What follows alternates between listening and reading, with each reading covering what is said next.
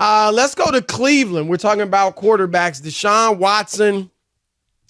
Last year, we gave him a pass for being rusty. And I think we should have, right? He played 6 games, had been off a year and a half, didn't look like himself. Okay, fine. But this year, they've played 2 games. Now, they have split. They beat Cincinnati. They got Tennessee coming up this weekend, which will be a really good game.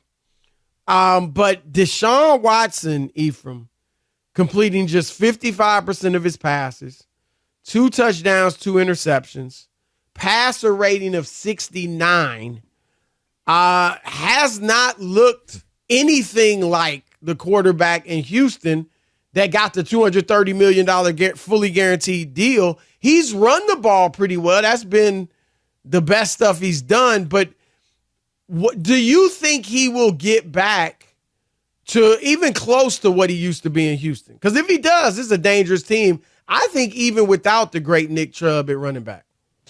Nick Chubb was such a big part of what they like to do offensively. It's going to put more pressure on a quarterback who's still trying to find his way. Right. So the question is, do I think he can get back to that level, that form? Was difficult. When I watched the last game, I mean, he was under siege, right? That Pittsburgh defense is relentless. So you're like, oh, okay. But going back to the first game of the season against the Bengals, whose defense isn't as vaunted as are storied or are stacked with potential defensive players of the year, right? Like the Steelers are, he still struggled. He missed a lot of open shots, held on to the ball. He's not close on his long ball. No. It's off. So if you ask me, can he get back to that form he was in Houston? That's a tough get back to. Can he adjust and become a quarterback that Cleveland needs in terms of protecting the ball, completing a higher percentage of throws, keeping drives going? I mean, their third down efficiency is horrendous. To me, those are the signs. You don't always have to hit the deep ball. You don't always have to be perfect right over the top. Right. But can you extend drives? On 3rd and 7, can you get 8? Right? It becomes one of those things because you can have a 10-play drive and it's going great, and you can get to a 3rd and 4 and not get it, and you walk over to the sideline as they punt the ball. Those type of things break your rhythm. It deflates the team. So you have to come out as a quarterback and say, okay, we know he's mobile. He has the ability to extend plays. Sometimes it seems like he's hesitant. Right. There was one time in the game where he could have clearly ran for a first down, and he threw the ball. Now, there was a defensive penalty, so they got the first down anyway.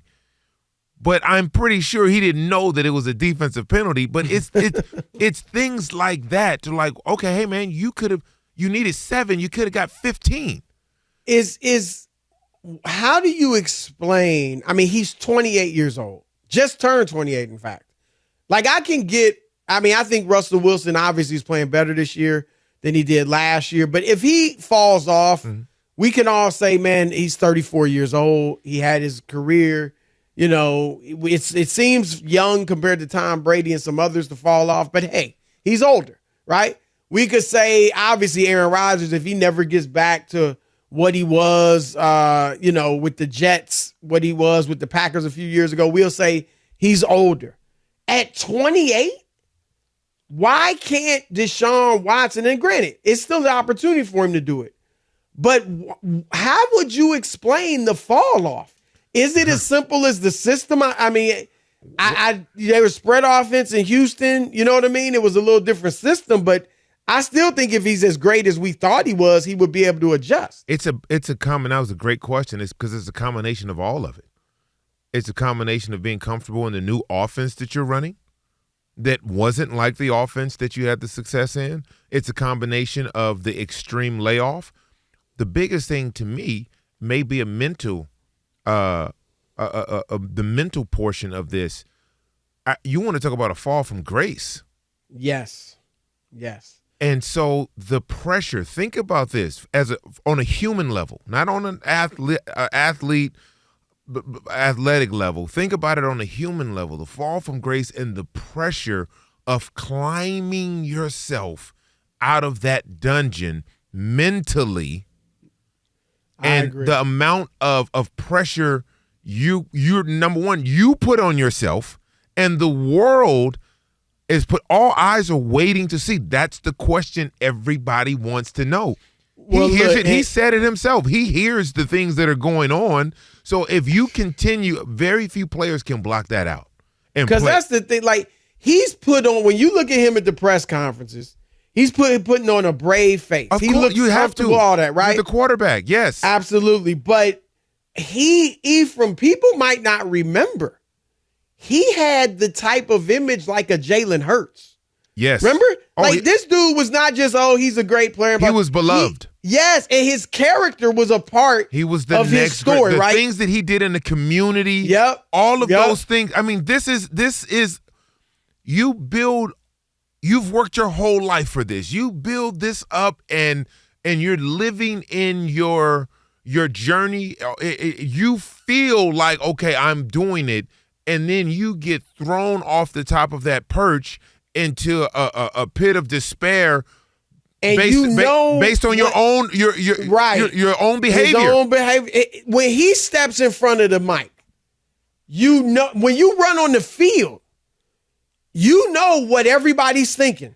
Yes, people are looking at you like, man, like they're thinking crazy stuff about you. You shouldn't even. He shouldn't even be out there. Yeah, right. I wonder how much that can.